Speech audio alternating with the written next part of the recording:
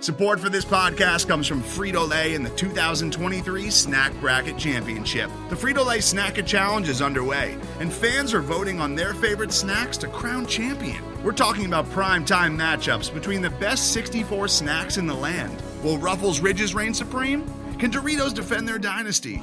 Or will Smart Food use their smarts for a surprise upset? Only you can decide. Get in on all the action for a chance to win up to $1,000 or a year's worth of snacks.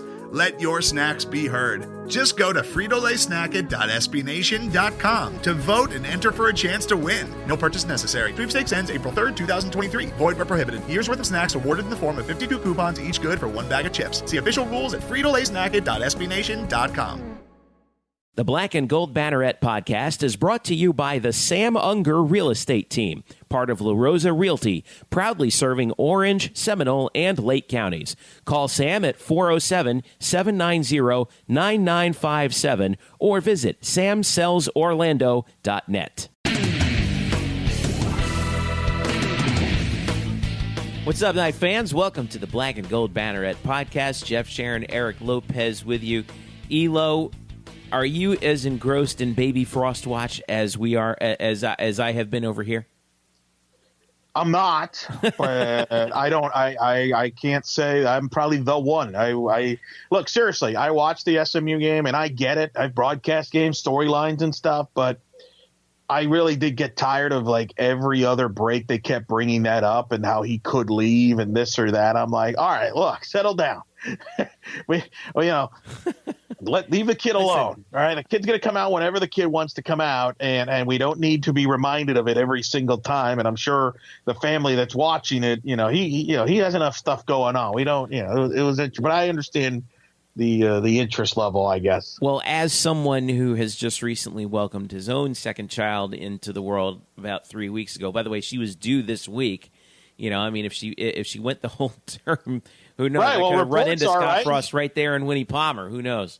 The reports are that he missed the Tuesday practice, right? That he went to the hospital. So we believe at the recording, hopefully at the recording of this, that she is out and ready to roll, ready for her first football game on Saturday against UConn there. So, well, like we said, at the moment that we're recording this, Wednesday, November the 8th, no confirmation yet. But okay, so I'm sure we'll have due time to pass along congratulations in the presently. But nonetheless, let's go ahead and get started here.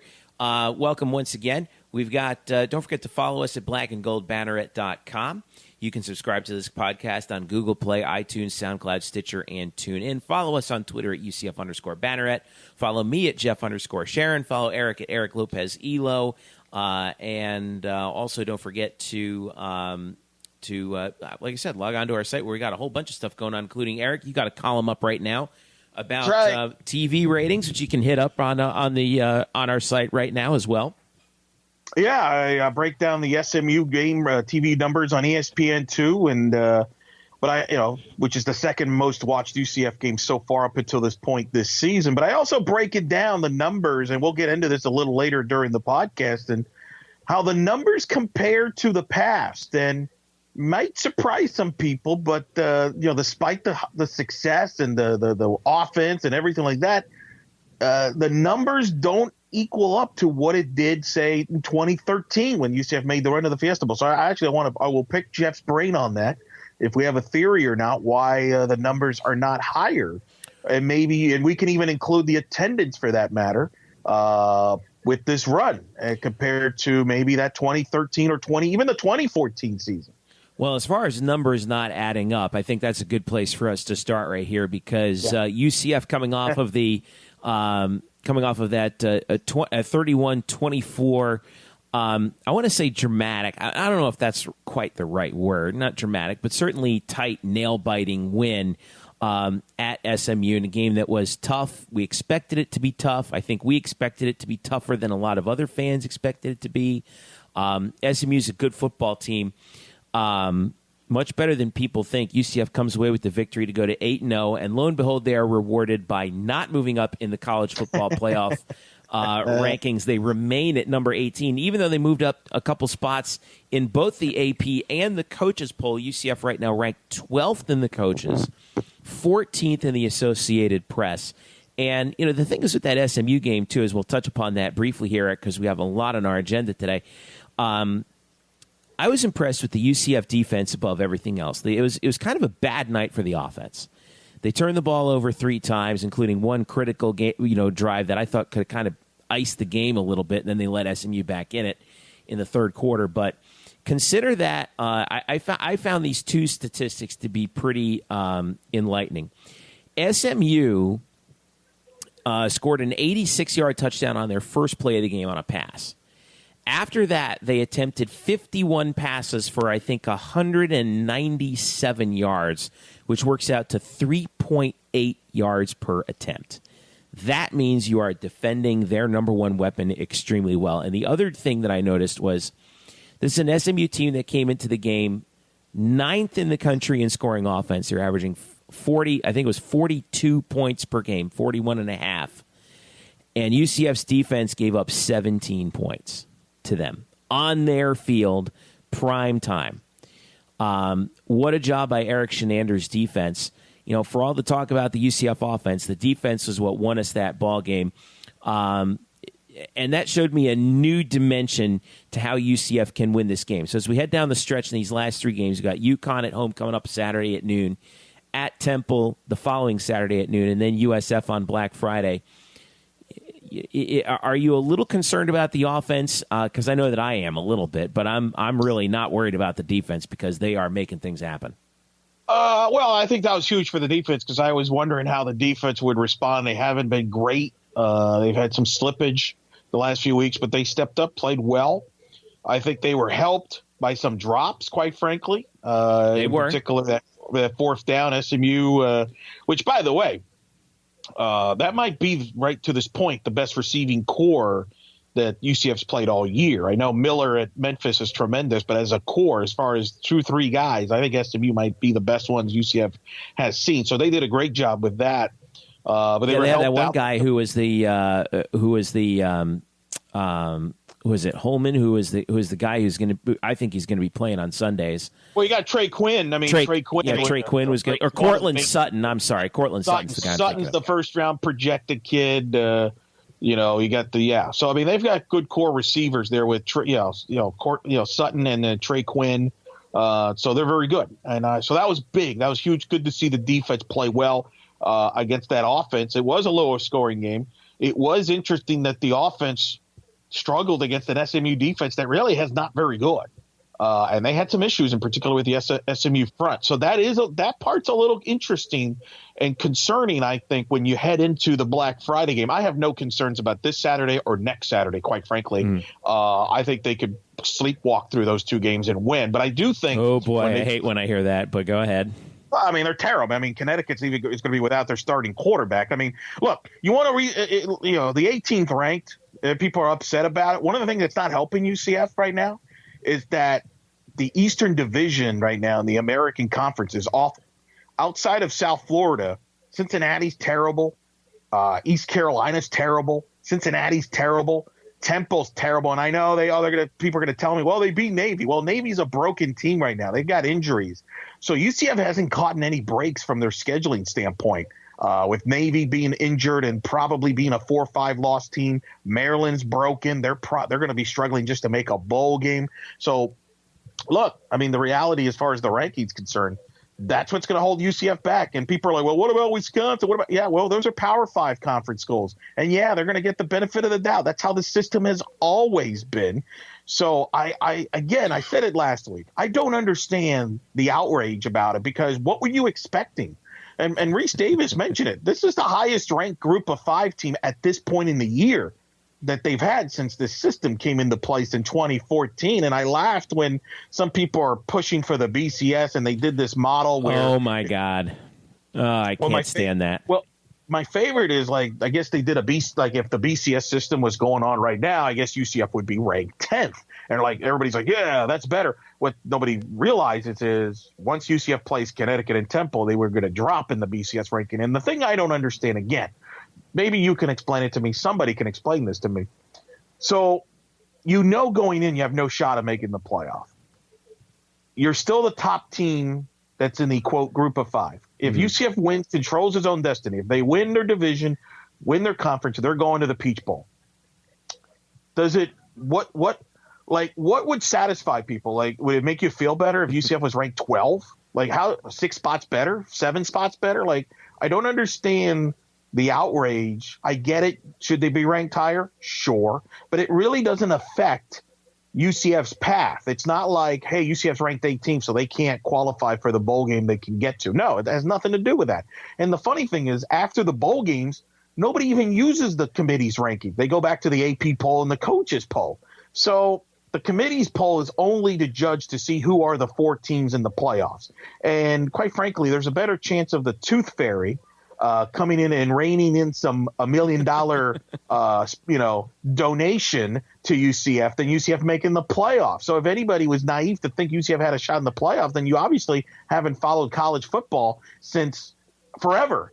So please explain to me the outrage, because I'm not surprised by this. I'm not bothered by it, because here's the other thing. Does it really matter where UCF's ranked after Thanksgiving if UCF loses to South Florida at that point and aren't playing for the championship game? No, it doesn't matter. Well, I suppose there's the worry about, well, do they have enough of a cushion over whoever's ranked just below them, which I guess in this case is Memphis, who they beat head-to-head. Who they beat head-to-head. Do they have enough of a cushion where if UCF does slip up, they could still get to the Access Bowl? You're right. I mean, there's no real, right. Unfortunately, there's no realistic shot for UCF to get to the playoff. I saw that 538 released their projections, what teams and what percentage chances they have to get to the playoff. UCF not even listed in any of those. Right.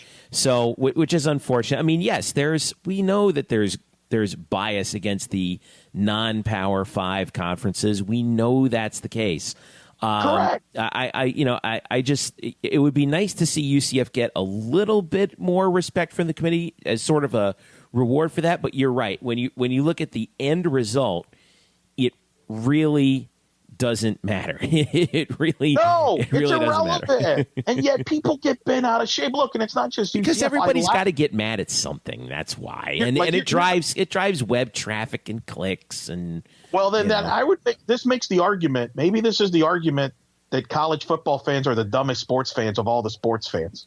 Because no, I'm serious. Because what was the big argument last week? It was, well, should Ohio State be ranked ahead of Oklahoma? But they played head-to-head. Oklahoma beat Ohio State. What if they all – well, guess what happened? Ohio State got blown out by Iowa. That was an irrelevant conversation. This week, the whole conversation's about Wisconsin. I love this debate about Wisconsin. Well, a Power 5 undefeated team can't miss the playoffs, says Barry Alvarez. Who the hell says Wisconsin's even going to go undefeated? If Wisconsin loses to Iowa or loses in the Big Ten title game, they got no shot anyway. Right. This is all fiction. It's fake news. It's nonsense. It's just where everybody is suckered in, and really ESPN should do before, when the show comes on, they should have a sign to everybody that's watching says, "Welcome, suckers," because everybody gets sucked into this and they make it sound, and they react like it's the biggest thing when we know like this poll has irrelevant because it's going to change a million times between now and a month from now. Does anybody remember where Western Michigan was ranked last year? Was anybody doing an outcry for Western Michigan when they were undefeated in the MAC? Nobody even remembers where they were ranked. It doesn't matter. It's a joke. Just stay ahead of the other group of 5 schools. That's all you got. Right, and that's the thing. That's the big thing, and you nailed it. To me, that's what you should be looking for if you're a UCF fan, not whether you're ranked in front of Wisconsin or USC or all that nonsense.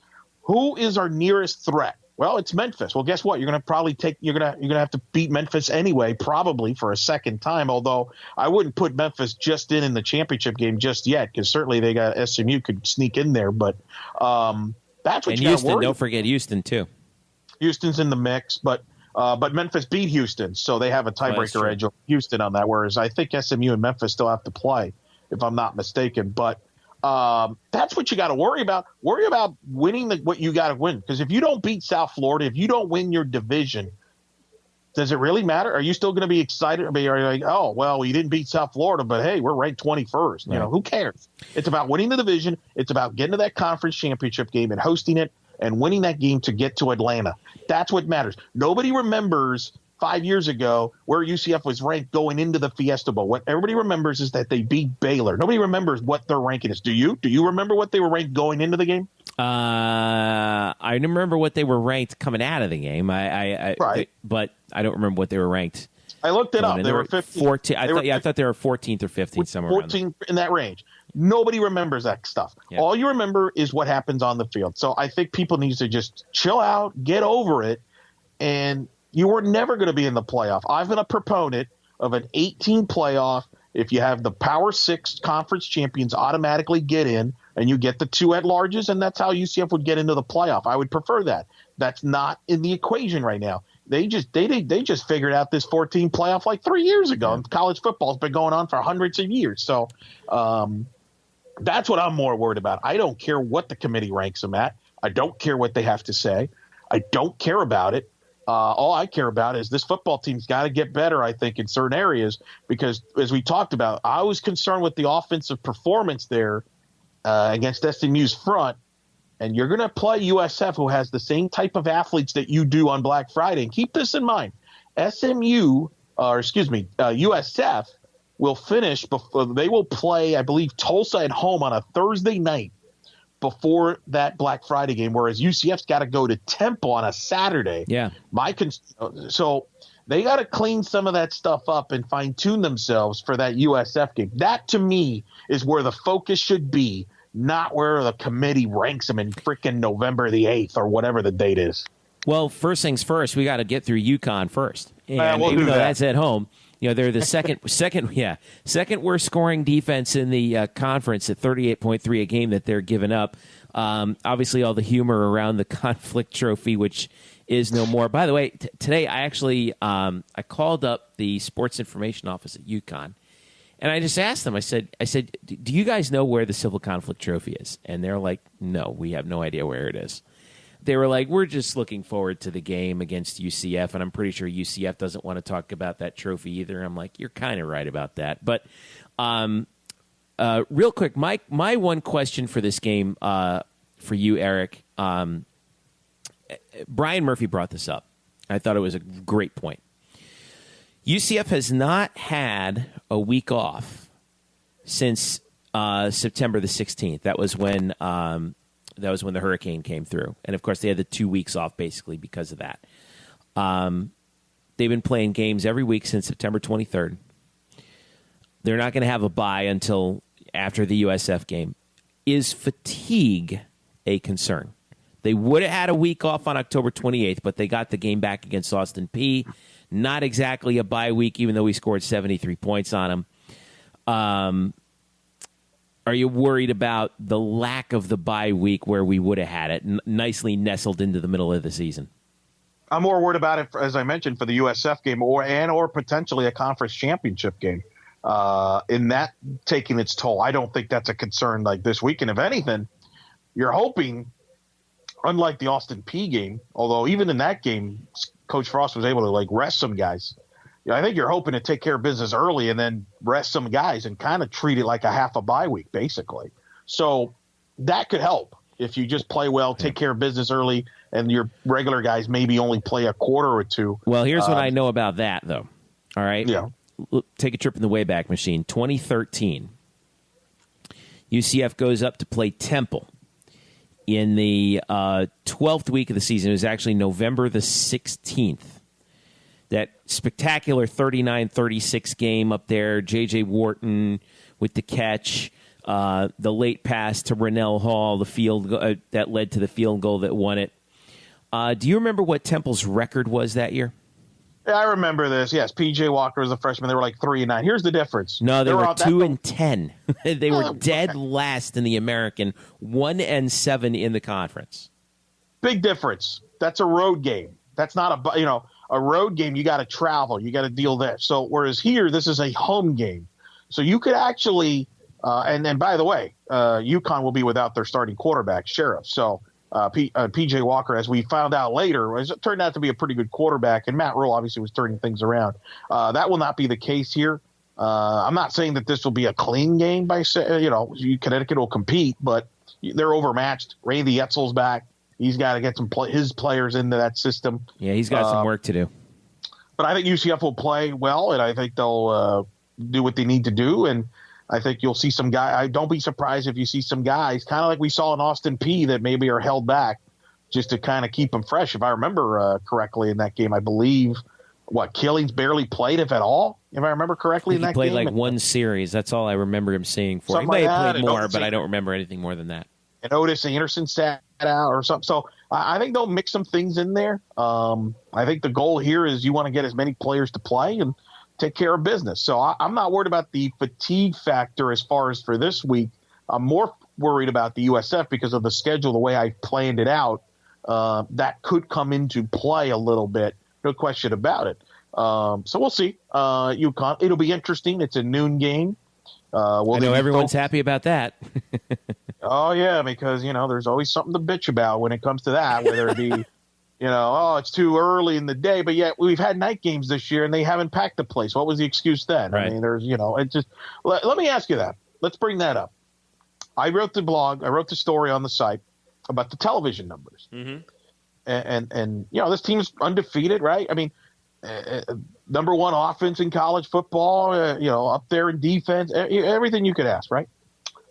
And the story goes, if you win, they will come, right? That was the old theory there. And I remember, this. I used to get told when people didn't go to UCF games years ago, because we don't like George O'Leary and we're not going to go to a game until he leaves. And when he leaves, we're going to go back and all that. I broke this down as far from a television rating standpoint, but you can even add attendance to this because I know that was a topic with the Austin Peay game and could be a topic. We'll see what they draw for Connecticut. Are you surprised that more people, A, aren't going to the games, B, watching the games? And I'm not talking about national. I'm talking locally. Their numbers are down compared to 2013, which is the year they went to the Fiesta Bowl, and down to 2014, which was the year after the Fiesta Bowl, where they didn't win they won a conference title. The local people aren't watching this team like they did in those years. Now, I did explain in the article, and I know you're a big proponent of the cause of this, is a lot of people have cut the cord, if you will. Yep. So a lot of people don't watch ESPN like they did in 2013 and 2014 or have cable television. So that certainly plays a role in this from that standpoint. More people are watching games on the computer now, online. Some people may be going to sports bar. So I get all that. That being said, with Florida having a terrible year, Florida State having a terrible year, are you surprised that more people aren't watching the games locally like they were 3-4 years ago, or even nationally for that matter? And the same for attendance. Attendance was actually better in those 2 years. Now, in defense, 2013, you had a South Carolina with Steve Spurrier, obviously, which is UCF, unfortunately, in this year does not have a team like that on the schedule that drew that kind of numbers from an attendance standpoint or a television standpoint. We would have if the Georgia Tech game happened. I don't think Georgia Tech would have reached those numbers. I mean, with all due respect to Georgia Tech, they're just another program. They're not Steve Spurrier. They're not that South Carolina team that was a top 10 team. I don't think it would have helped a little bit, I think, but I don't think Georgia Tech reaches the South Carolina television numbers. It doesn't reach last year's Michigan numbers, for example. Mm-hmm. So I don't know if that would have made a huge difference, but we'll never know. And look, we'll see what they draw for USF. We'll find out on Monday what time that kickoff will be. The indications are the tickets are selling well for that game.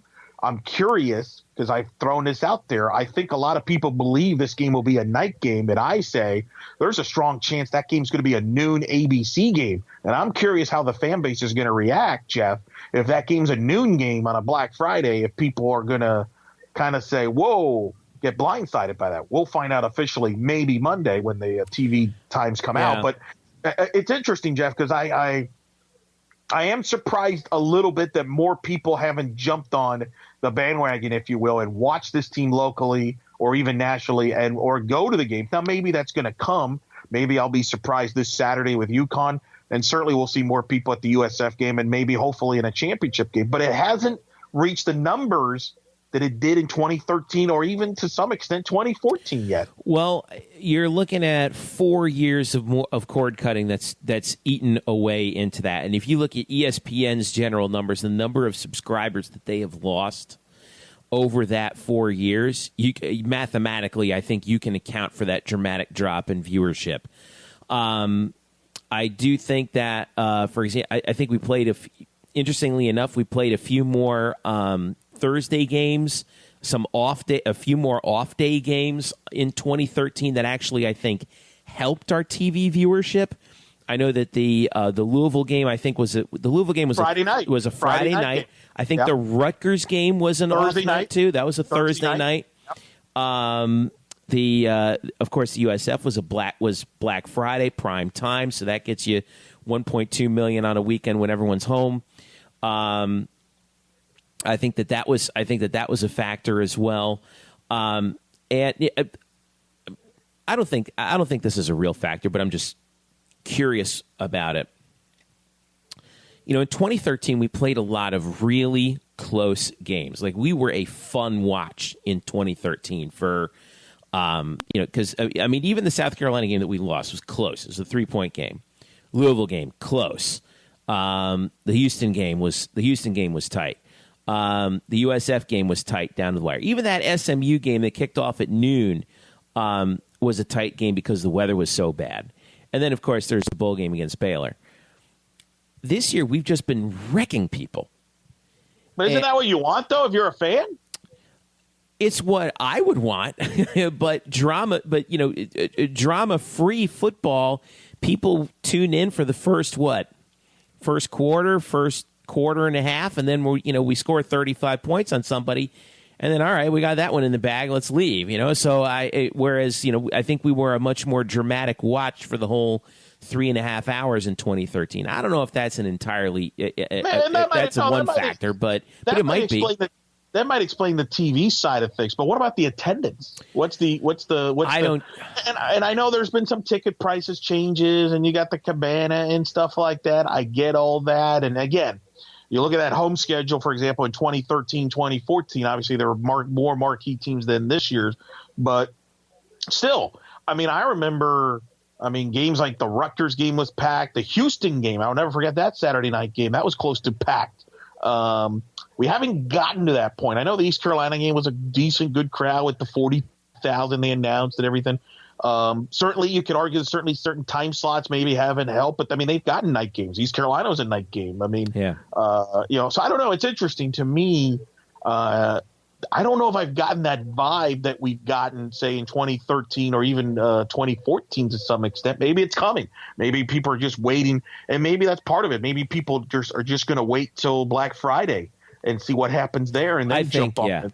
I think that's the case. I think that we had, I actually missed that. I remember in 2013 there was that 3-game ticket pack that they sold where you could actually you could get one prime game, which was either South Carolina or USF, and then you would get tickets to 2 other games. You could pick whichever 2 from the other 4 home games that you wanted. I thought that actually helped attendance in 2013. I haven't seen any ticket pack like that they've gone for, and Georgia, like if you did a Georgia Tech, well, plus there were 7 home games, or originally scheduled, even though we're only playing 6. But no, we are playing 7. No, I'm sorry, we're playing 6. Excuse me. But nonetheless, I don't. I think that people are kind of waiting for that USF game. I think there were a number of factors that they didn't quite factor in this year that maybe would have helped us out in 2013. I think that the Georgia Tech game would have been, again, I keep going back to that, but the Georgia Tech game would have been a real boost to the attendance numbers if we had that. The Memphis game was fairly well attended, not as great as it could have been. I actually expect, assuming we get through these last 2 games against Temple and UConn, and if UCF remains undefeated, I expect that USF game to be a sellout. Even if it's a noon kickoff? Even if it's a noon kickoff, I expect it to be a sellout. I think it'll be close. Because that when if UCF's undefeated and heading into that game with this team that's averaging 50 points a game, that's not just a rivalry game. That's an event. I would think so. But you never know. I'm curious. If the game's a night game, and it will be because that's what it was in 2013, even if it's 3:30, I think it could be fine. I do wonder if it's a noon game, how many people will make that adjustment, because I do think the majority think this will be a night game, and maybe it could be. I mean, I'm not saying it won't be. I'm just saying there's a possibility.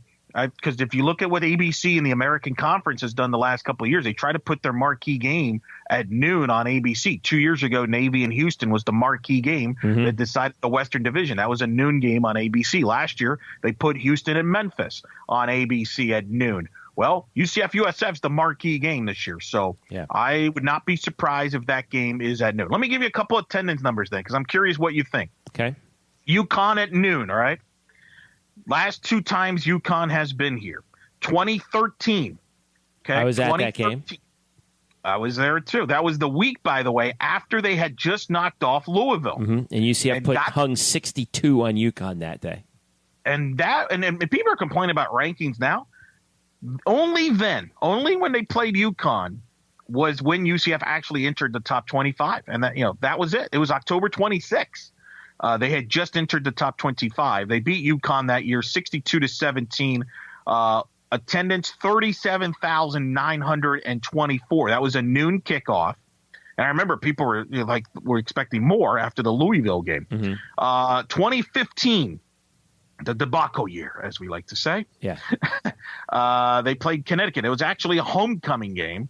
So kickoff was at 3:47 officially, 3:47 kick time, because it was one of those weird 3:40 start times or whatever, because the game was on ESPN News or whatever. The attendance for that game, again, UCF was winless and UConn was terrible. All right, 26,669 for those 2 games. I'm not suggesting that we expect that this Saturday, but will they draw more than the 37,000 that they drew in that 2013 game, which was also a noon game? Are you confident that they will draw more than 37,000 this Saturday against UConn? Noon game. It'll be close. I hope so. I hope so, because remember, this is the last home game before USF, and if the USF game is going to be a sellout, this is going to be a lot of people's last chance to see this team at home.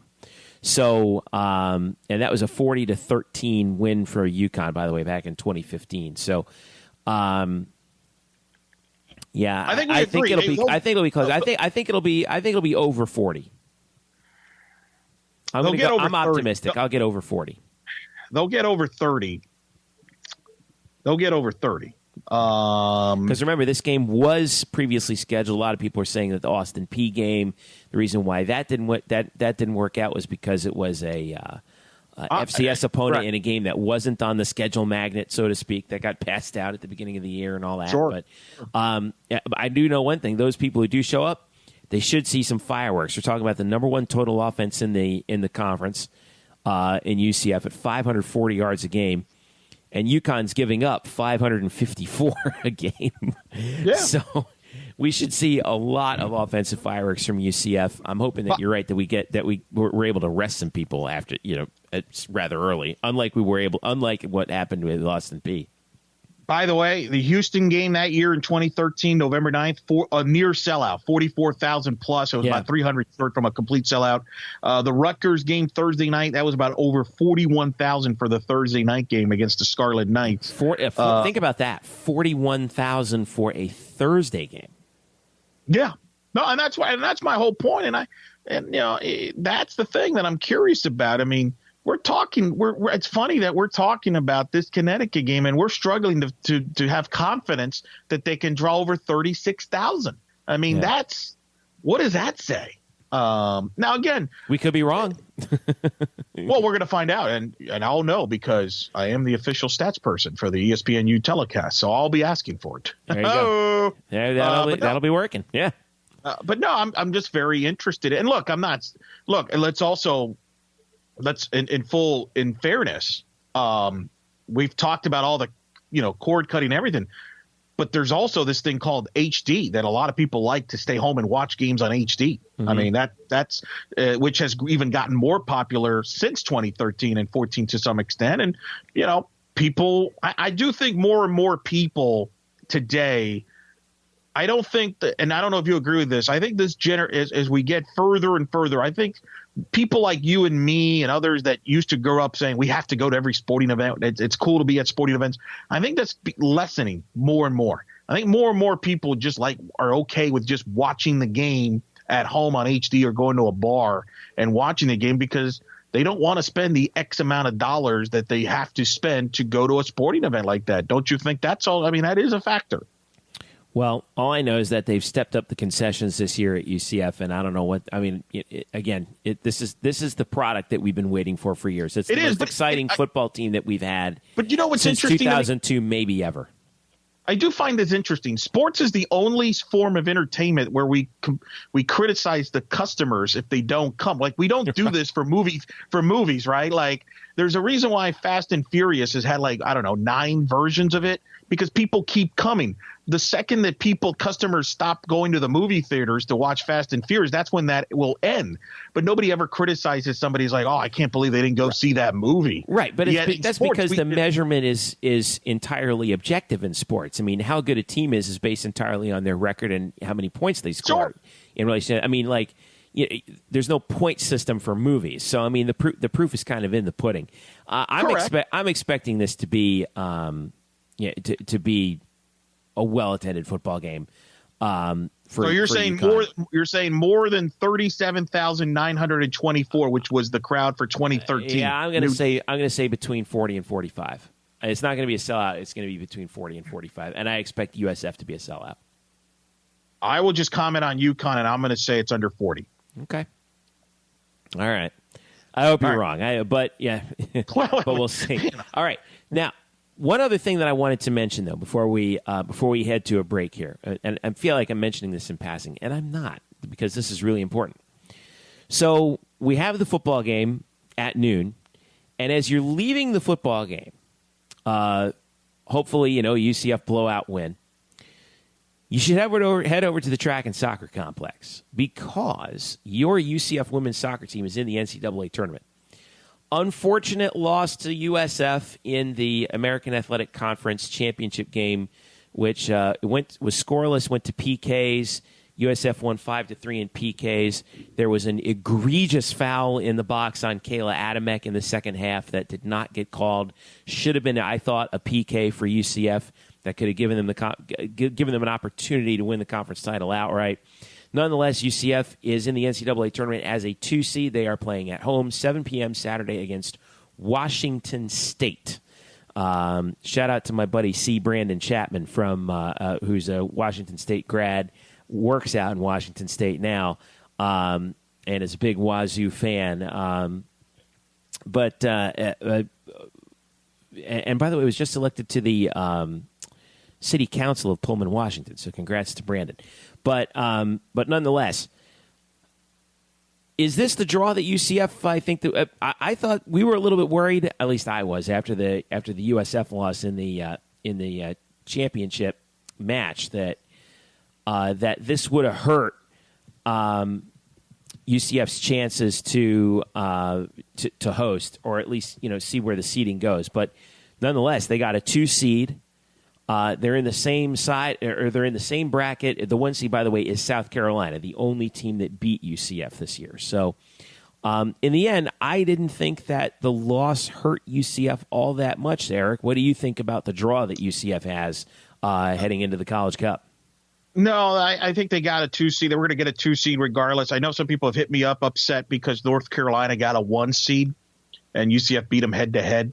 And maybe if UCF would have beaten USF for the championship game, they could have had a bigger argument to flip that with Carolina. But you know how this works. North Carolina is North Carolina. They're kind of like you've mentioned it. They're the Alabama of women's soccer. Well, Alabama gets the benefit of the doubt They're kind of like Alabama plus Notre Dame plus times USC. Right. They're always going to get the benefit of the doubt. So they're going to get the benefit of the doubt. They won the ACC tournament. They're really good. So I mean, the thing I'm thrilled about is that UCF didn't get paired with them. Again, I would have been more upset if UCF was the 2 seed and North Carolina was the 1 seed, and all of a sudden you got to go to Chapel Hill to play them. That would have been more upsetting. They weren't paired up. They do get South Carolina. I get that. But remember, they were shorthanded for about 75 minutes of that match. Played really well against South Carolina in that opening match, yeah. Here's the thing, and I've talked to different people that follow this closer than I do. The UCF got a good draw. Except that opening round match against Washington State. In fact, I know we're going to play it. I talked to Coach Sahaydak at the selection show about it. And the first thing she brought up, as you'll hear, they beat UCLA, who's a national title contender. To get Washington State, that is going to be a tough first-round matchup. I'll be honest with you. I'm very nervous about that. I would have rather play a team like an Alabama State, for example. But now the good news is Washington State has to travel all the way from Pullman to Orlando. In fact, no team in this tournament has to travel longer than Washington State does. So that'll be a big adjustment for them. But that's a tough opening round match. They're going to have their hands full. But I think, and it sounds weird to say this, Jeff, I feel like if they can just get through that first round match, I like their chances after that more. I'm more confident after the first round match than the actual first round match, which I know sounds bizarre, but that's how I kind of feel about it. Because I think they match up pretty well with the rest of the draw they have there, whether it be the Tennessee and Murray State winner, and then Florida. They could be playing Florida, could come here, or USF could come back. I mean, so I feel they got a pretty good draw where they can make a deep run, but we cannot underestimate Washington State at all. That is one of the tougher first round matches. Which is very, very bizarre because the one time they don't go geography, they go ahead and send a Power 5 school to come to UCF. Very interesting. Granted, a Power 5 school that went 9-7-3, by the way, on the season. But they beat UCLA. Granted, that was in Pullman. But that's a UCLA team that a lot of people are picking to get to Orlando for the College Cup with Amanda Crumwell. So they're capable is the point, and that's a big match. But I think as far as UCF, I think they're fine. I think they feel good. And as you could hear, I had a chance to talk to Coach Sahaydak afterwards on the selection show. Selection show Monday, I was there. I talked to her about UCF seeding and Washington State and how the team's feeling going into the NCAA tournament. We're thrilled, like number 2 seed. This team, they deserve that. So we're really proud of them and really excited to host this first match. I am, Washington State. I mean, they are a good team. They beat UCLA this year. So this will be no easy road, even to get out, the first round. So, but we're thrilled to be home. So hopefully we'll get a lot of fans out there on Saturday night. What goes through your mind as the selection show starts? You're wondering where you're going. Do you have any pre-thoughts? I mean, what goes through your mind as all the teams get announced? I do end up having some thoughts, but I try not to think about it too much because it's so out of my hands and you just never know when you read about predictions and the predictions are not always right. So I try to relax. I've been excited all day just to kind of figure out what my focus is going to be. So today, I've just been anxious and waiting, and now that we know, what the goal is, we're playing Washington State. Now we can start, researching and scouting, and now we can focus on that. So I'm really excited. Were you surprised that it was a Washington State, a Pac-12 team? Usually, they try to go geography. This time they didn't. I was actually really surprised when I saw Washington State's name come up. Just number one, they're a very good team, and they've had some really good results this year in the Pac-12. So that was a little bit shocking, but they have to make that travel across country. I was shocked about that, having to make that travel, but we're ready for anybody that the selection committee puts us up against, and I know that the team is excited to host. You played Arizona and Arizona State, up in Arizona earlier this year, so it's not like this team is not unfamiliar with Pac-12 talent. Mm-hmm. So does that help you here a little bit, playing another Pac-12 team? I know it's a different team, but similar talent. Well, I just think that we played a lot of different teams in different conferences this year and have been successful playing them against some big conferences. So that's got to help their mentality and their confidence, knowing that, we've been up against good teams this season, and that's why we got a number 2 seed. So the girls should have some confidence. The last week, 2 weeks, you had the 2 matches with USF, the Memphis semifinal. The intensity level was up. There was more even chippy. Was this good to get you ready for the NCAA tournament for the girls? And hey, some things may not go your way on the pitch, and you're going to face some adversity in postseason. I think the adversity that we face in our conference tournament is really good for us. Like you said, it was chippy, it was more physical. A championship is on the line. Like that whole feeling. Like I think it's important for us to feel that before we get into the NCAA tournament. And even to have the feeling of, even though technically we didn't lose, but having that feeling of, not hosting the trophy. I think having that feeling is not a bad thing for them to say, you know what, I don't want to feel like that. I don't want to ever feel that way again. So hopefully they're using it as motivation. Especially you haven't really felt that since the open air of the season. Hard to believe. So I know. And I've been feeling that today. Like, I don't really like feeling this way. And so... Like I said, I think it's good for them to kind of get that out of the way in a way and get back on track. You got players that have played in the NCAA tournament. How big is that? Do you have players you can lean on to tell the people that haven't played there, hey, what's this is going to be like?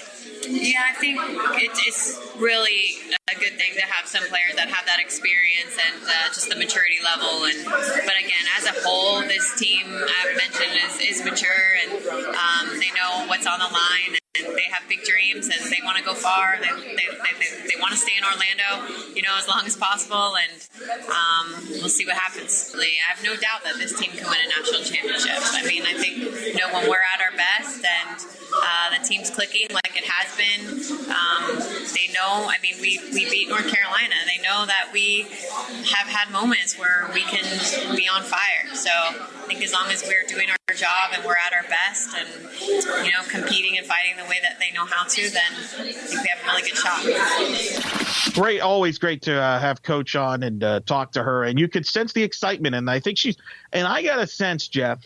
I think they're just happy to be finally here at the NCAA tournament. It's finally here, and I think they feel good. I think they've put that USF result in the conference championship game behind them. That's not the big picture. They have a big picture, and that's to go deep in the NCAA tournament. They're capable of making a run. It was funny. Danny White was at this gathering. It was the women's soccer team was gathering. Danny White was there. He said this team can win a national championship. I think he's right. And they believe that. And everybody in that building, in that room, believes that. And that's what this goal is. And to get there, and I think they're ready for it. They got experience. They've got the talent. And I think, and as you heard me in talking to her, I actually think going through that adversity that you talked about with USF, the non-call that was blown, with the refs swallowing, clearly swallowing the whistle, not wanting to decide the match, being a coward, quite frankly. I think going through all that really they'll be better off for it to get them ready for what is at stake here at the NCAA tournament. Because as I asked her, look, in the NCAA tournament, things are going to go up and down. You may not get the benefit of the doubt on some calls. Some of these things might go against you, and you have to overcome that. And I think this team, having played USF and Memphis, and the level, I was there, the level rose. And that's going to be like that in the NCAA tournament. So I actually think that's a good wake-up call. And as she mentioned in that interview, having that bad taste in your mouth, losing. Remember, this team hadn't had a negative result since the season opener. Mm-hmm. They haven't felt bad in a while. And I think being reminded of what it's like to feel bad after a loss, I think it was good. I'm a big believer in that. You hear that a lot in college basketball. Coaches talk about, losing in the conference tournament before the NCAA tournament sometimes is a good thing. I kind of feel the same way here. Yeah, I think about the fact that the unbeaten streak is over. They have the bitter taste in their mouth. They played 220 minutes of deadlocked soccer. Let me correct you before the soccer fans get upset at you. The unbeaten streak is still going on technically. Oh, yeah. It's officially a draw. It's officially a draw. They just lost on penalty kicks. Don't ask me why. Somebody asked me about this. Don't ask me why soccer does that. I was going to say, tell that to those teams in that locker room if they thought it was a draw, because one team got to bring home a trophy and the other one didn't. I'm just saying, officially, the streak is still alive. for whatever, don't ask me why, but that's just for the record. I do think that Danny White is right, though, that this team has a shot to win a national title. You get through Washington State, you're going to play the winner of Murray State, Tennessee. Right. Then you get through there, and you could play one of USF, Florida Gulf Coast, unlikely, South Alabama, or the 3-seed Florida. And then you're staring at, you get through that, you're staring at the regional final. And you could be playing, South Carolina again. In fact, I think that's probably likely. Right. If the Knights get through to that point. And keep in mind, by the way, a team that they are not afraid to play. No, and here's the thing. If South Carolina gets upset on the way and UCF gets to the Elite Eight, they would still host the Elite Eight round. The only scenario where UCF would not play in Orlando this year is if they have to play South Carolina in the Elite Eight. That's the only scenario. Anybody else in the Elite Eight, it's in Orlando. And every round will be played in Orlando. Yeah. Except for the Elite Eight. Huge win. Huge win for UCF. And by the way, not to mention the fact, perfect segue, the College Cup Final Four is also in Orlando, at Orlando City Stadium. But believe me, you better believe that they are abundantly aware of that. So yeah, this is going to be fun to see. So that's going to be 7 p.m. on Saturday. So after the football game, go grab yourself a bite to eat. And then come on over at Burger U. That's what I'm going to do. Hang out That's what I'm going to do. I'm going to go to Burger U, hang out with the Nightline guys. Yep, and then go over to see soccer. Yep, and that's what I'm going to do. Hopefully, celebrate a fantasy win, bounce back from letting them win last week. Show it to them right there. We got to get it together. We're in a bit of a funk right now with UCF fantasy, right. By the way. So, all right, let's take a quick breather. When we get back, time to talk some hoops. Can't believe we're talking basketball. Taylor Young joins us, the radio analyst for UCF men's basketball, to preview the season opener, preview the season for UCF as they get as men's and women's basketball season get underway on Friday with a doubleheader against Mercer. Stick around. The Black and Gold Banneret Podcast is back after this. The Black and Gold Banneret Podcast is brought to you by the Sam Unger Real Estate Team. Sam and his team proudly serve Orange, Seminole, and Lake counties, specializing in buying, selling, and new construction as part of La Rosa Realty.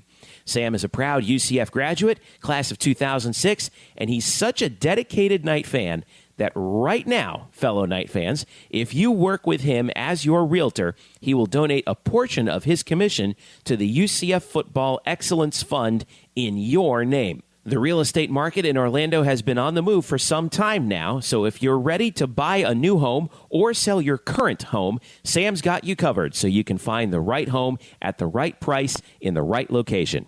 So give Sam a call right now at 407-790-9957. Again, that's 407-790-9957. Or visit him on the web at samsellsorlando.net. Again, that's samsellsorlando.net. You can also reach Sam on Facebook at facebook.com/samsellsorlando. Get in touch with the Sam Unger Real Estate Team today and make finding your dream home a reality. Hello, Knight Nation. I'm Andrew Fegley. And I'm Trey Strelko. Where are we? This isn't our usual spot. It looks like we've landed in the Black and Gold Banneret Podcast. Oh, yeah. I've heard of those guys. You know, Nightline has UCF sports covered. Week in and week out, we bring you interviews with newsmakers and in-depth analysis of UCF sports. Subscribe to our weekly podcast on iTunes, SoundCloud, Stitcher, or wherever you get your podcasts. Be sure to subscribe to Nightline on YouTube, like us on Facebook, and follow us on Twitter at UCF_Nightline. Trace, can we go back to the 1148 studios now and start working on our next all-new Nightline? How do we get out of here? Go Knights! Charge on. Now back to you guys in the Black and Gold Banneret Podcast.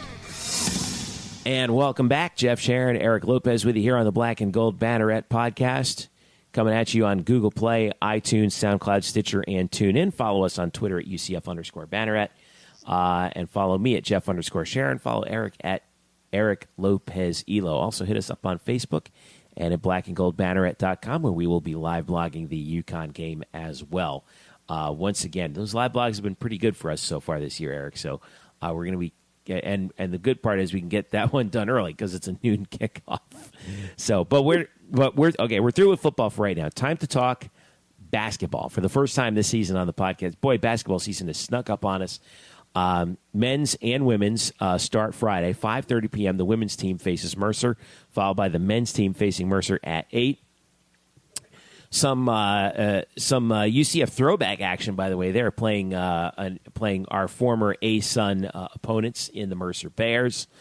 But men's basketball is about to get started, man, and the expectations are high coming off that 24-12 season last year, Eric, where UCF made it to the NIT semifinals before bowing out. But wow, I mean, the expectations are high for this team this year, aren't they? It's the most anticipated season in the history of that program. Hey, that's them promoting it, but it's fact. Yep. Based on that momentum from the NIT, the expectations are super high. A lot of sites that college basketball experts think this is an NCAA tournament team now.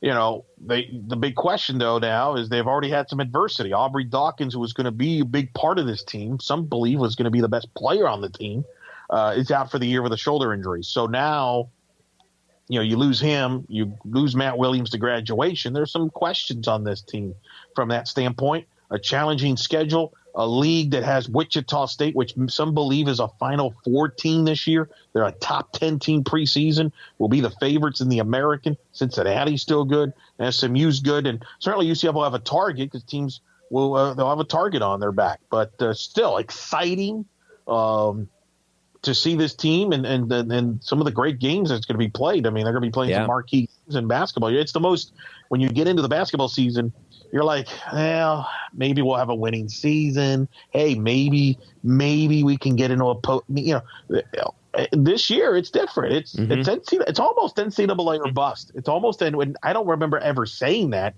about any particular season going into a UCF basketball season. Maybe back in the ASUN days where maybe UCF was one of the favorites going into the season to win the ASUN. Maybe that's the closest thing I could think of. Yeah, well, I mean, that's what happens when you got Taco Fall back with another year under his belt. Sure. Flirted with the NBA a little bit. That's what happens when you got B.J. Taylor back, you got A.J. Davis back, and you got Johnny Dawkins back. So let's go ahead and talk with our buddy Taylor Young, who is back once again as the analyst for UCF men's basketball on the UCF radio network. Here's our interview with Taylor. And joining us now, the analyst for UCF men's basketball on the UCF Knights Network, Taylor Young, joining us here on the Black and Gold Banneret Podcast. Of course, you know him as a former guard at UCF, stuck around the program, and he's a friend of our podcast. Joining us here as we're in basketball season number 2 already for the Black and Gold Banneret Podcast. T.Y., this season snuck up on us, man. Can you believe this is happening already? It's nuts. You know, when the time changes, right, you have two things that happen usually in Florida. The weather gets nice and basketball season starts. So I'm hoping the weather cools down a little more, but basketball season is definitely here. Well, here we go. We're starting Friday, November 10th, with that men's and women's doubleheader against Mercer, a little throwback action to the ASUN days with Mercer and then Gardner-Webb coming into town on Wednesday, November the 15th. As we start this season, T.Y., what's been the overarching message from Coach Dawkins to the team as they begin this second year under his tutelage? Sure, yeah. I'm thinking the buy-in last year was so great, and obviously their run, and I think you're just looking to build on that, and you're looking to continue to focus on the little things, just get better each day. And I think expectations are, of course, higher this year, but you know the message that I've heard from Coach Dawkins is just to take every day at a time. You know, whether you're going to deal with injuries, you're going to deal with losses, wins, highs, lows. I think their staff is doing a really good job about just taking each practice, each rep, and each game one day at a time. And I think, you know, the start of the season is no different. You got Mercer Friday, and, you know, I really expect that team to come out and really be locked in on them. Well, the big question that comes up, obviously, this going into the season was who would take Matt Williams' spot, especially from a perimeter shooting standpoint. I mean, you're talking about one of, if not the greatest three-point shooter in the history of the program. And many thought that it would be Aubrey Dawkins would be the guy that would step in there. A lot of excitement over him, of course, the son of Coach Johnny Dawkins. But then it comes out that he's out for the year with a shoulder injury. He kind of posted that on social media, I think it was. So how concerned are you about that? How big of a loss is Aubrey Dawkins? What can we look for there as far as maybe who could step up? Yeah, I feel for Aubrey Dawkins, sitting out any time, whether you're redshirting or you transfer, whatever it is, 1 year, not playing against another, playing in the games is just tough. So I just feel for him as a player and as a person. Now he's going to have to sit out 2 years in a row. So, my thoughts are with him first and foremost, and the team secondary. Obviously, you have guys like Dayon Griffin, transfer Louisiana Tech, kind of do it all, shoots it nice. They're hoping for somebody like him to come in and step up. But, you're deeper at the guard position, and you can't replace an Aubrey Dawkins. His athletic ability does it all. Got my eyes on him a little bit in the offseason. I think as a UCF fan, first and foremost, you're just really excited to see him and that connection he'd have with his dad and playing for his dad and everything like that. So bummed about that. But as far as the depth this year, it's night and day from last year. So you really expect some guys like Dayon Griffin, the flexibility of BJ Taylor going to 1 and 2 and really pick up the scoring where Aubrey probably would have came in. Taco Fall this year, obviously flirting with the NBA draft a little bit, got some scouting reports, came back. I think we can pretty much assume that the NBA scouts told him, son, you got to put some meat on your bones. And that's what he did, because we saw that social media post from UCF, and boy, did he stack on some muscle. How much better does he look this year? Yeah, a few of the guys. Taco Fall, his footwork, his timing, I think that's just all going to improve. And strength is a part of that. So I think the more, he plays basketball, the more comfortable he becomes on the court and the more confidence he gains in his body. I think, teams really have to look out. When you play with a guy that big and tall, even with as thin of a frame as Taco Fall has had last year and even this year, now that he's bigger, you just can't imagine what it's like meeting a guy like that in the paint or trying to block a guy like that out. And so his presence physically, due to his length, nevertheless, how much bigger he's gotten from last year to this year, it's just imposing, and it just causes a lot of issues, both offensively and defensively. So I'm looking forward to him getting on the court this year and really making a statement after a kind of a breakout year last year. How do you feel about BJ Taylor now? I remember last year at this time we were wondering what he would look like because he had just missed the previous year. We wondered how the knee would hold up and everything, and he had an incredible year. Is it possible, though, that he could be even better because now he's another year removed from all the knee issues that he had, and now he's also an extra year going under Coach Dawkins' system? Yeah, he's a guy that's fun to watch, Eric. He makes big shots. He kind of plays with his emotions on his sleeve, which I can appreciate. And he wants the moment. A lot of times you saw in that NIT run, it was BJ making a big shot. It was BJ making a big free throw. And I think that's really been his identity, especially last year, but throughout his career. He's not scared to take the big shot, make the big play. I think for him as a more seasoned player, you look at him to really pick his spots better now that he has more talent around him, more depth. I'm curious to see how he involves people early and then picks his spot late as far as the scorer goes. So, I'm really interested to see how much of a scorer is he going to be, with that loss of Aubrey Dawkins. Is he going to play more of the point guard role? Is he going to play more of the off guard role? And I think that's something I'm really looking for. He's certainly capable of doing both. But especially late in the game, you really want the ball in his hands because regardless of whether he shoots it, he drives it, or he passes it and dishes it, good things typically happen. You mentioned the depth. And you mentioned possibility allowing, for example, a BJ to play more off the ball. Talk about a little bit of some of the new faces that you think will make an impact. Because I remember last year there were, not many faces in general. And in fact, the backup point guard position was a huge question mark behind BJ that jumps out. So talk about the new faces. And we're not even talking about a kid like Chance McSpadden who missed all of last year with an injury, for example. And he's back. Well, you talk about Chance to lead off there. He played significant minutes as a freshman. And he's a guy that you talk about depth. 1, 2, he can defend all positions and really give you that consistently. He's been in college basketball. He knows how to handle moments. He knows how to defend as far as the team concept. So, then you mentioned Dayon Griffin, again, a guy that's going to come in and potentially score, whether he comes off the bench or starts. And then you got A.J. Davis, that obviously he's a familiar face. Now he's a senior. He's a flexible guy, right? So, you have guys like that, he can play the 4, he can play the 3, and they can mix it up as far as their length. And so there's just a lot more to go around. So when you look at last year, I think it's such a different year when you talk about what they're looking to do, because you had injuries, you had lack of depth. Now you have so much depth that I'm curious, the teams that I've been on that have had a ton of depth is who you settle into. When you get in a conference season, who are your top 7, 8 guys you can really count on late in the games, and that's really what I'm looking for.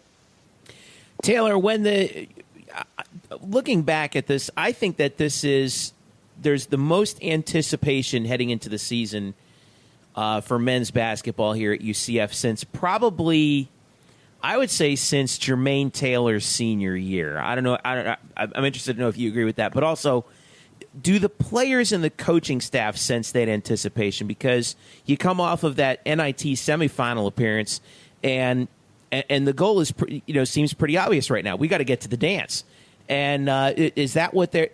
Obviously that's the goal, but is there pressure now on the team because of that?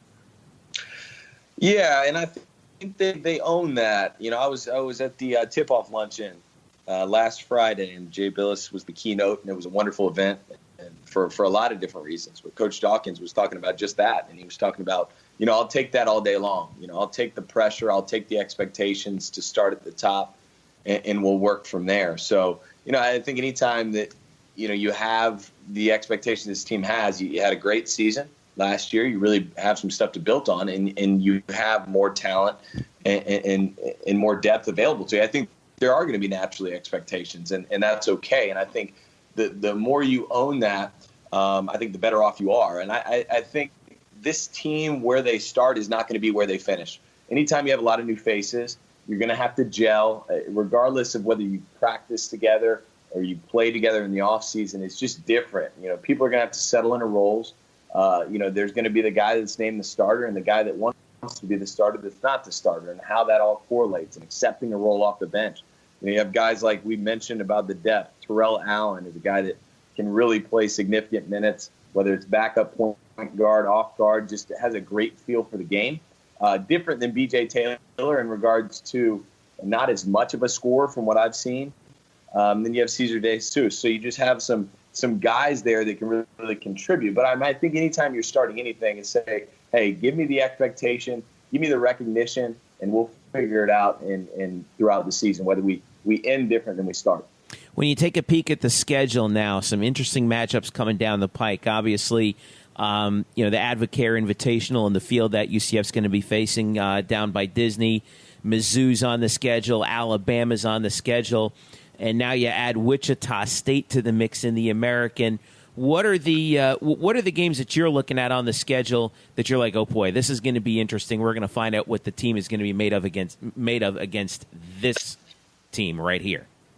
There's a few of them. I got to tell you, I was looking at the schedule earlier, and the Advocare tournament is huge. And back when I played, we played in the tournament. It was Old Spice Classic at the time, but there's just a lot of national recognition. And whether it's Nebraska or whether you get a matchup with West Virginia, it's just really fun to play those games early on in the year, because that a lot of those teams, or some of those teams, could be doing big things when it comes March. So I'm clearly looking at the holiday tournaments. That's always fun for players. And then you look at the Wichita State game at home. That has its own implications. Wichita State, what a great addition to the American. As the American wasn't a tough enough conference already, you bring in a team that has done it year after year over the last 5 years. You have, the other side of that, where you have Coach Johnny Jones, the former head coach at UCF, who's now an assistant at Wichita State, and him coming back home. And I fully expect that to be a sellout. I expect there to be a couple sellouts throughout the year. And I'm just looking forward to what that buzz looks like, the home court advantage. Now that UCF basketball's had a little bit of taste of what an elite college basketball atmosphere can look at, especially with some of those NIT home games, I really look forward to some of those in-conference home games, especially Wichita State. Wichita State is going to be huge, nationally televised, I believe, on ESPN. Missouri might have the number 1 overall pick coming up in the NBA draft, and Michael Porter coming into the building, which is going to be phenomenal. UCF going to Alabama. Avery Johnson in his second year there. Some people think Alabama could be a top 25 team. Clearly, Coach Dawkins beefed up the schedule because he has confidence that his team can handle it, and obviously to improve his chances of making the NCAA tournament. I got to believe that's part of the strategy, because I know in talking to coaches in the past, sometimes they schedule on what their team can handle. But clearly, I think Coach Dawkins sending the message to his team that, hey, we can handle the schedule, and if we want to make the NCAAs, you got to beat some of the best teams in the country, isn't it? Yeah, and I think he feels good about his squad. And, you come in last year, you get a lay of the land, get used to the conference, you get a feel for who your guys are, and I think you schedule up. And I think it also has to do with, at the end of this thing, when you're looking middle of March and let's say you don't win the conference tournament and get that automatic bid, you don't want to look back and say, man, we just didn't do enough. And I think if you're Coach Dawkinson's staff, you're looking at this and say, if we can steal a couple of these big games pre-conference, have a good record going into conference, we know that there's enough on the table that we're going to be in the conversation if we have a good year in the American. Just with the addition of Wichita State, you have Cincinnati, you have UConn, that if you can get a couple key wins, that you can be in that conversation for an at-large bid. And I think it's different when you look back to certainly when I was there, but even in the early American days, there just wasn't enough. There wasn't 4 or 5 teams considered in the American, 3-4 teams consistently considered for the NCAA tournament. And I think now you're looking at a league that the potential's there. And I think the conference tournament and where it is this year, it bodes well for UCF. And you certainly hope to have enough on the resume that if you're not going to win the conference tournament, if you go deep, you're at least in the conversation. I want to ask you about Coach Dawkins, because you alluded to it, the vibe and maybe getting a couple of sellouts. And I can think back to that Illinois game in the NIT. We were all in that building. First of all, seeing that place packed, which was, I remember me and Jeff were walking in about 4 minutes in through the game, Jeff? I think right we were about coming that back time. Yep. And we walked in and we were shocked. We couldn't believe it, Taylor. You were in that building, and I'll never forget UCF winning the game. The crowd storms the court. And I'll never forget Coach Dawkins talking to the fans while he's on the court, and he's like embracing a fan, and he had everyone's attention, and it just blew me away. And at that point, I felt like the UCF fans connected with Coach Dawkins, and he's got this way. And I know you've spent some time around him. When he's in that, in the presence of you, whether it be in the room or whatever, he's in there, and yet he has this knack of reaching out to everybody, even if he doesn't know you. He makes it look like, wow, I know that guy, and he makes you root for him. And I feel like we haven't had that. It reminded me a little bit, actually, of when Kirk was there here, because Kirk was that way with the fan base. He would walk in, and the crowd would chant Kirk, Kirk, Kirk. And there was that connection there, and as a result, they rooted for the program maybe an extra harder because they cared about the coach and the players much. Do you see the similarities there with Coach Dawkins? No, it's a good bridge. I didn't think about that similarity. You mentioned it, Eric. And the time I've had around Coach Dawkins, and just after games, before games, or whether it's at a practice or whatever, or just in passing, just as a fan myself, just observing, he's got this intensity about him. He's got this. He's the guy you look at, even if you're playing against, you say, man, that guy is a quiet competitor. I mean, that guy will rip your head off to win this game, and he might not even tell you about it, right? He's just got this quiet intensity about him. He's got this ability to demand respect without being too over the top about it. You just look at players. I just look at last year, and I said this a lot last year. Those guys bought in because of him. They bought into what he sold, and yeah, you give the players credit, and there's plenty of credit due. But I think what he's done at every level, both in college, NBA, the coaching, everything that he's done, the USA basketball, whatever it is. I mean, how do you not buy in, right? How do you not have respect for that guy? And so I think that he's a basketball coach at heart, and he wants to be a part of it. He wants to get this university to become known as a basketball university and really bring people on his mission. And you just kind of feel that. So I'm with you. I kind of just feel that intensity, and I've noticed that from afar. Well, I tell you, we noticed it big time last year. What a way that the last year on the home court finished up with that sellout against Illinois. I'm hoping that we see a lot more of it. And you're right. I hope we see a lot more discussion of UCF. Not just potentially winning the conference, but also when you hear this school talked about in terms of at-large potential, that means that you've really arrived, and it's been a long time coming for UCF basketball. Quickly, Taylor, before we let you go, where can people reach out to you, and what does your agenda look like through the rest of the winter? Sure. No, I mean, you can reach out to me on Twitter. It's just Taylor B. Young, and my agenda during the winter is it just hoops, man. We'll be there Friday night for the Mercer game, and things really kick up and get busy here and get exciting, and I look forward to the Tuesday and Wednesday night games at CFP Arena and calling them and more conversations with you all. So I'll be rooting this team on and game by game and be there every step of the way. All right, cool. We'll be there with you. We'll be there with you as well. Taylor Young from UCF men's basketball. You can listen to him with Mark Daniels all throughout the season on the UCF radio network. Taylor, thanks again, brother. You got it. And thanks to TY for joining us once again. Again, like he said, follow him on Twitter at Taylor B. Young and listen to him with Mark Daniels all season, calling UCF games on UCFnights.tv and on the radio on UCF's flagship station 96.9 The Game, and anywhere you can listen to UCF basketball, wherever in Central Florida you may be. So thanks again, TY. Should be another fun season with him and Mark on the mic again. All right. Let's switch back over to soccer real quick, because I wanted to talk about the UCF men's soccer team here, Eric. Boy, oh boy. This team has suddenly become, I think right now, the most unsung story in all of UCF sports this year. Remember, they were 1-5-1, had 2 matches canceled due to weather, 2 home matches canceled due to weather. Didn't play a single home game until October the 4th. Since then, this team is unbeaten. Unbeaten in 7 in a row. And they went from 1-5-1, pretty much dead last in the conference, to the 2 seed in the American, with a 2-1 dramatic victory at Cincinnati, golden goal situation, to wrap up the season this past weekend. And they now head out to Dallas, where SMU is the 1 seed. SMU, UConn, UCF, UConn, and Temple are the 1 through 4 for the American Athletic Conference men's soccer tournament. The Knights play UConn Friday at 5:30 in Dallas. Winner plays the winner of SMU Temple in the championship game. But, wow, Scott Calabrese, what a job by his team down the stretch in conference play. As right now they stand at 7-5-2, and they're the hottest team in the conference heading into the tournament.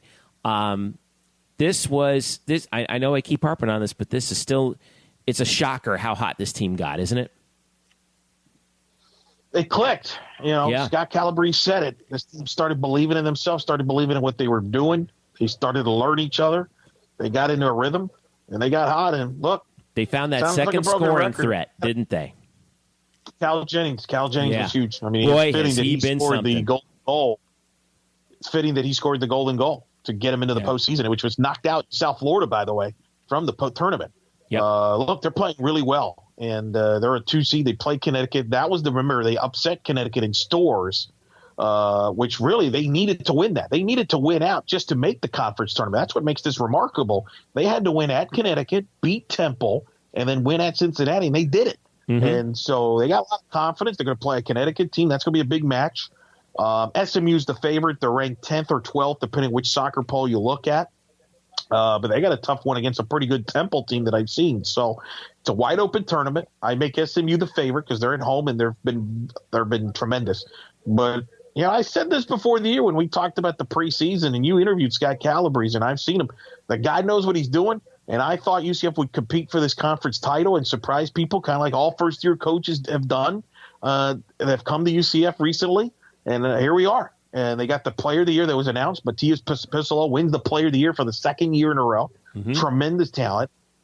And again, sounds like a broken record. If we had a sound effect, we would do the cha-ching or a home run swing. But Danny White does it again. Yeah. Another strong hire with Scott Calabrese. The guy can't miss on a hire. It's amazing, a turnaround. And look, I mean, Connecticut's going to be a tough match. Connecticut's going to be ready for some revenge. It's going to be a heck of a match. Could come down to overtime. But it wouldn't surprise me if come Sunday, UCF's playing for the chance to play to get into the NCAA tournament against SMU. It would not surprise me. 3 UCF Knights made first-team all-conference, including Matias Puzzolo, Cal Jennings, and Yoni Sorokin. Also on the second-team all-conference, 3 Knights placed, including Andreas Steiniger, Luis Perez, and Hataviu Barry. Barry also made the all-rookie team along with Perez and Sorokin for UCF. So this has really been what a run that this team has made. And if it continues, boy, they could if they could sneak into the NCAA tournament somehow by knocking off UConn and either SMU or Temple.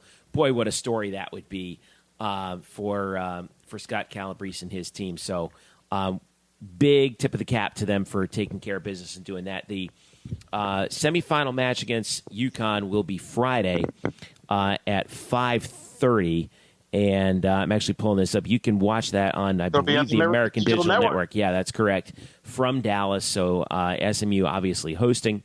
Just like in the women's game, the hosts are the 1 seed. So UCF gets that, and then I'm trying to pull up the information on the championship game. I haven't seen where that's going to be. I'm actually trying to pull it up right now on the American, but for some reason things are looking really slow. But what a week of UCF athletics, by the way. Wow, you looked that this up. This has been one hell of a week. Goodness me. I mean, you got football. You got the football game Saturday. You got women's soccer hosting NCAA tournament game Saturday night. You got the men's soccer game in the conference tournament on Friday. You got women's basketball season opener at 5:30. Men's basketball season opener at 8 o'clock. You got volleyball with 2 matches this weekend. It's insane. Yeah. The matches. I mean, I'm going to try, as you're looking this up, I'm going to try to be at all of them except Sunday. I need to take a day off on Sunday. I mean, I've called them sorry, but I need a day off. ESPNU, by the way, is televising the championship of the American on Sunday, November the 12th, scheduled for 2 o'clock Eastern. Go ahead. I'm sorry. Hopefully I have a reason. Hopefully I'll be able to watch that, but it's going to be good. Hopefully they get an opportunity there, but I will try, folks, for those who are tuning in, which I've been doing a little bit. I'll either Facebook Live or Periscope from all the events on Friday, which is women's basketball, volleyball, men's basketball. And then Saturday, I'll try with football. It depends on my – because I am working the game as an official stats person, so it depends on my schedule. I'll try to do my traditional video from the field prior to the game on Saturday football, and then obviously women's soccer as well. So look for that deal this weekend. Hopefully I'll have enough energy to get all through that, but I should.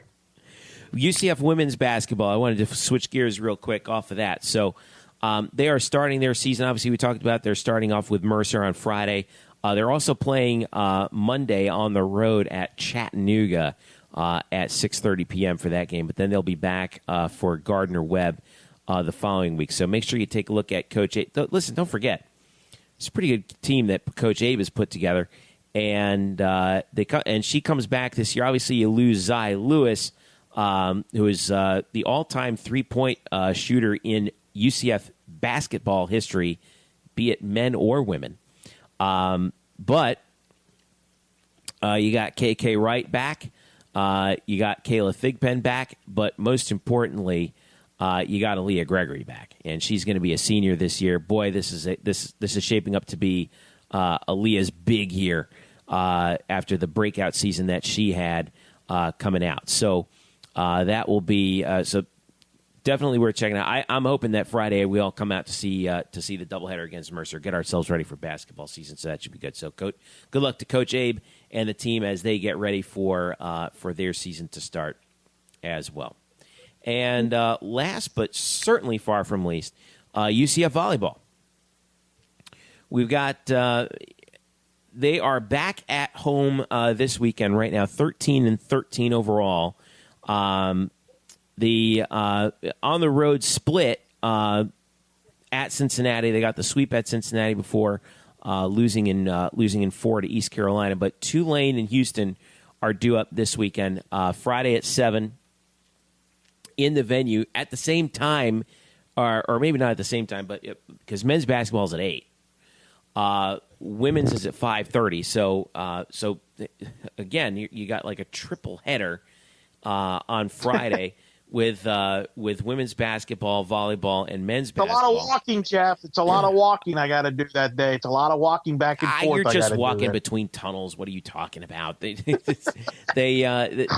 and then Sunday you got 1:00 Houston coming into town. So Coach Dagenet and his team. This is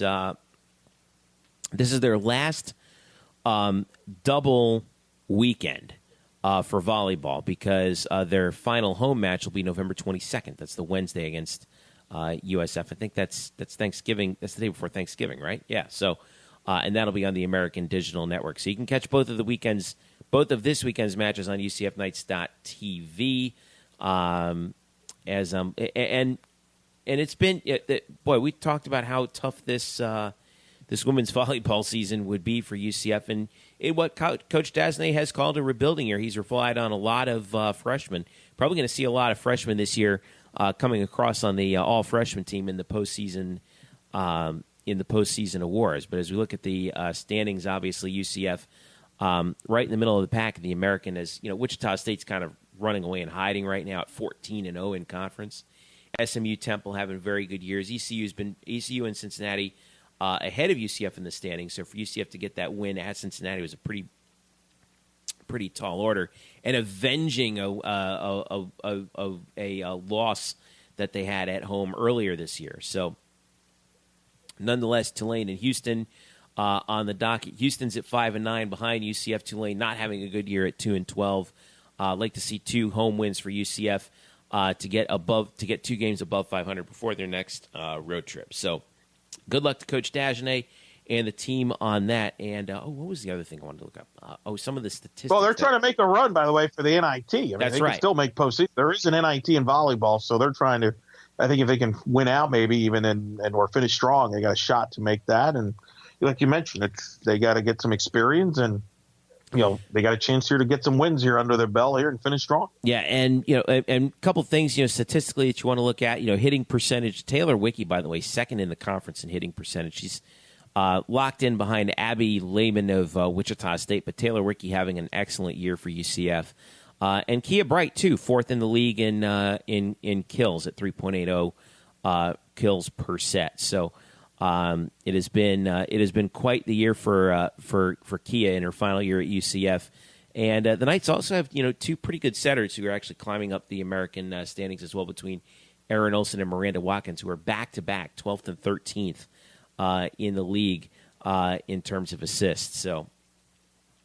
That's something that we're going to have to that we'll be keeping an eye on as they head down the stretch. And yeah, that volleyball NIT is a thing. So that's something that maybe the NCAA tournament, not exactly a good shot for UCF to get into there. To be honest with you, there's no conference tournament in volleyball, but you can get into that NIT, get a couple of extra matches underneath your belt, especially for some of those young players, the Anne Marie Watsons of the world that are out there, playing really good, playing a lot of minutes for UCF. The more experience they can get, the better. So that's the deal with UCF. So wow, we got okay. So check me as we wrap this up here. On Friday, we've got women's basketball at 5:30, volleyball at 7, men's basketball at 8. On Saturday, we got football at noon, and women's soccer at 7. Whew, what a weekend, man. It's unbelievable. Tell me about it. Not to mention men's soccer on the road for the conference tournament. Right. Oh, gosh. It's a long weekend, my friend. Yeah, that's if my math's correct. May as well just bring a tent and just camp on campus if you want to. I envy the guys who drive. I envy the guys who drive the motorhomes. The RVs up to the up there to the up to the stadium. I wish I could do that. I might just ask them I might just ask them in advance. Can I just go ahead and sleep in the press box for football there after the basketball game? I'll bring my pillow so I don't have to move because I got to be back in the morning anyway. Yeah, that'll be a lot of sporting events. Should be interesting. And a lot, wrap it up. Big-time sporting events, too. Yeah, no, it should be good. I mean, NCAA tournament games, season openers. I mean, you got it all. You've got it all. I don't know how often that ever happens. I mean, where almost every sporting team is playing at the same time that weekend. It's pretty wild with basketball starting, football still going on, volleyball still going on, women's soccer still going on. I mean, men's soccer was hosting a game. It was just crazy. This is the College Sports Equinox right now when you have basketball crossing over with everything that's finishing up. So it's a busy week. We're hoping to see all of you guys out there. I know, Eric, you're going to be out there as well for everything that's going on. So this should be a lot of fun. All right. Since we now know what you're doing this weekend, Eric Lopez, let's wrap this thing up. What else do you have on the docket? How's everything going, by the way, with Fast Pitch News? I know you and Victor's, the podcast is still going strong. Yeah, check that out. A lot of softball news going on. They had signing day, believe it or not, was at Wednesday, today of recording, UCF softball. We didn't even get to that. They had their signing class coming up for next year. You can go to UCFKnights.com for all the details on that. Because I'm quick highlights on exhausted. Oh, they got some good kids. I mean, they got some good kids coming in. Pitcher that they're really excited about coming in, and they've been excited about this class for a little while. And because I mean, it's crazy. They're still a young team. Greatest class in school history, I'm sure. Well, I mean, I'm not going to go there. I'm not going to go that far yet. But no, I mean, they've got some kids there they like, especially the pitcher that's coming in. That's going to be there. That they're excited about that to add to this nucleus. I mean, remember they only have 2 seniors on this upcoming year coming up.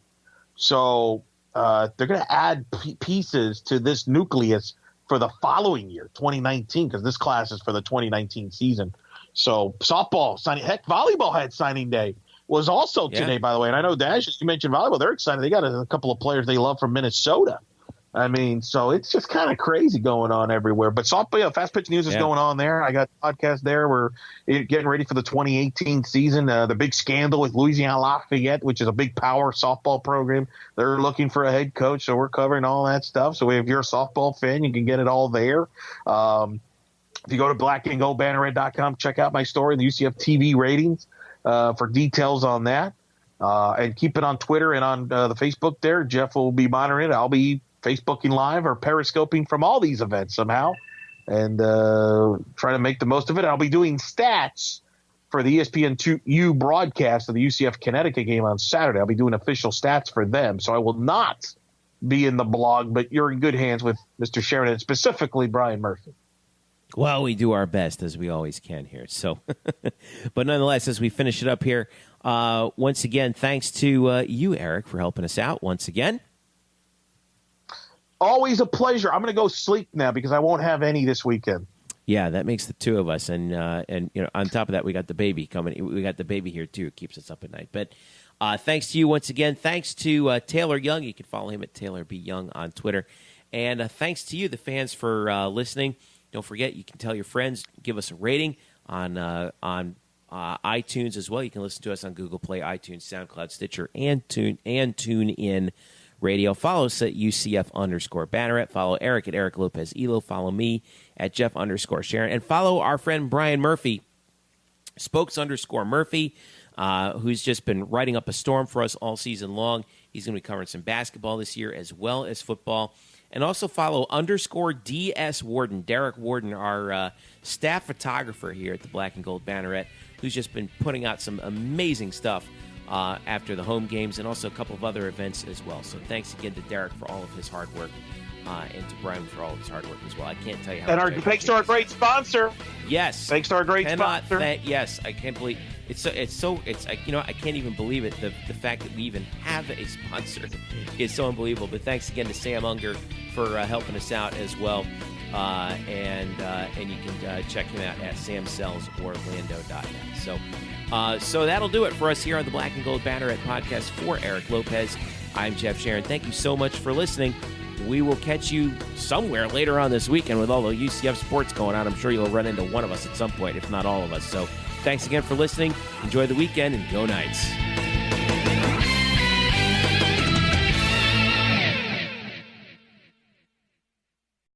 Today's episode is brought to you by Cars.com.